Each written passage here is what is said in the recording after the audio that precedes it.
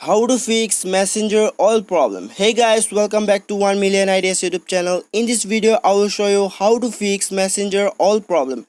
So guys, for this firstly you have to go to your settings,